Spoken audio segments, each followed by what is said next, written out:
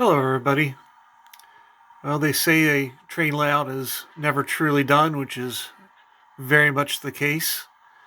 But as I showed you in the last video, I installed this stone wall and I've started to add in a lot of vegetation, some vines growing, some ivy, bushes, tall grass. The backdrop still needs a good deal of work.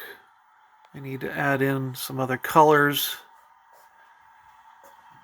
and some other layers to the backdrop. But this scene is coming along. Go ahead and run a train through here so you can see how this looks.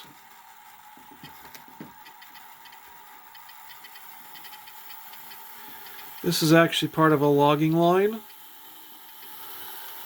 I unfortunately do not have the logging cars put together yet,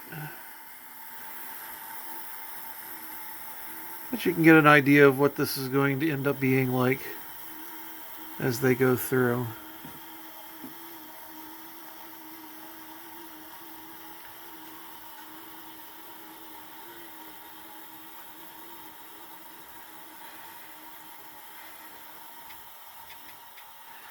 So there'll be more to add to this. I'm sure this scene will continue to grow.